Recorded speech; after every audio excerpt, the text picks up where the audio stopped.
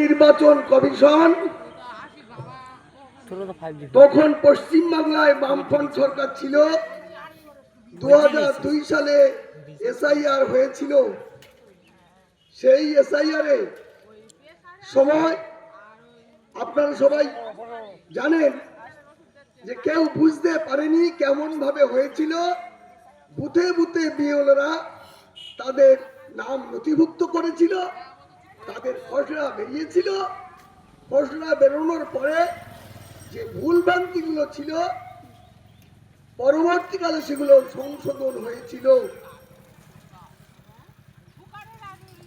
বর্তমানে 2026 সালে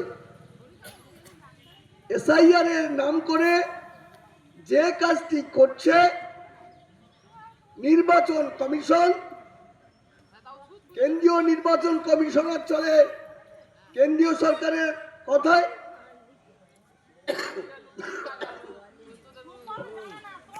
রাজ্যের নির্বাচন কমিশনার চলে রাজ্যের সরকারের কথায়।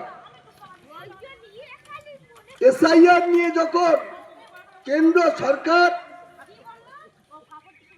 ঘোষণা করে তখন কেরালার সরকার, তামিলনাড়ুর সরকার তারা বিধানসভায় আলোচনা করে তারা সেখানে সেই প্রতিবাদ করেন এবং এসআইআর এইভাবে না করার জন্য তারা বিধানসভায় অনুমোদন করিয়ে কেন্দ্রের কাছে প্রস্তাব পাঠায়। আর আজকে যারা পশ্চিম বাংলায় সরকার পরিচালনা করছে, রাজ্যের মাননীয় মুখ্যমন্ত্রী, তার দলের এমপিরা দিল্লিতে থেকে এই এসআইআর এর পক্ষে তারা ছিলেন। কেউ কেউ বিল যখন পাস হয় অনুপস্থিত ছিলেন, বিরোধিতা করেননি। আর বর্তমানে যখন এসআইআর এর কাজ চলছে, সাধারণ ভোটারদের উপর একটা মানসিক অত্যাচার বললে হয়, ভীতি প্রদর্শন করা, অযথা হয়রানি করা। বুথে বিএলও গেল, বিএলও যাওয়ার পরে তালিকা তৈরি হলো, তাদের যেভাবে করতে বলা হলো, যা যা কাগজ চেয়েছিল সে কাগজ দেয়া হলো। তারপরে দেখা যাচ্ছে তালিকা যখন বেরোলো সেখানে কিছু নাম বাদ গেল, আর কিছু ভোটার লিস্টে বাংলা বানান একরকম আর ইংরাজি বানান একরকম হলো। আমাদের মথুরাপুর 1 নম্বর ব্লক এলাকায় প্রায় 50,000 বৈধ ভোটারকে নোটিশ ধরানো হয়েছে শুনানির জন্য, এবং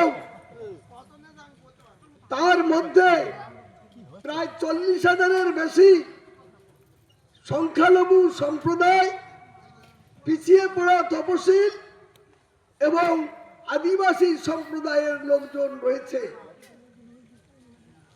ফলে তাদের উপর অত্যাচার হচ্ছে যে গরিব গুরব মানুষ যারা এই সরকারের কাজের প্রতিবাদ করে, তাদের বিরুদ্ধে এইভাবে 50,000-এর মতো ভোটারকে নোটিশ ধরানো হয়েছে।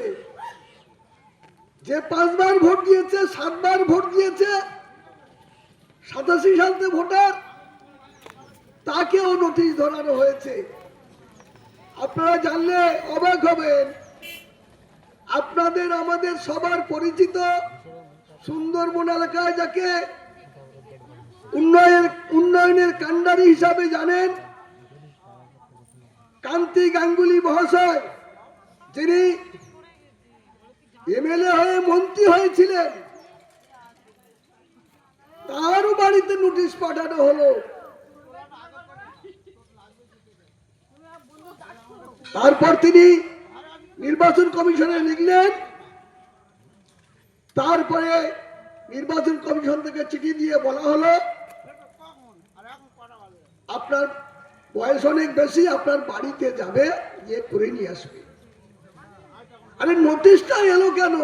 তাহলে উনি মন্ত্রী ছিলেন কি অবৈধভাবে? তার আগে উনি কাউন্সিলর ছিলেন, মেয়র ইন কাউন্সিল ছিলেন, উনি যাদবপুর লোকসভার প্রার্থী ছিলেন। তখন তাই নির্বাচন কমিশন তার মনোনয়ন জমা করেছিল। তাহলে নোটিশ কেন? আর একটা নোটিশে কারণ কি?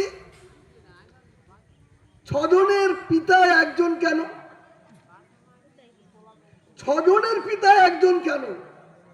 আমাদের ভারতবর্ষে বা পশ্চিম বাংলায় এরকম কি কোনো আইন আছে যে আইনে একজন লোকের 6টা সন্তান থাকবে না?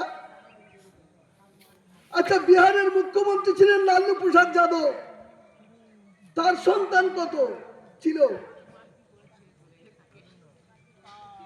রবীন্দ্রনাথ ঠাকুর 8ম গর্ভের ছেলে। এখন তো রবীন্দ্রনাথ যদি বেঁচে থাকতেন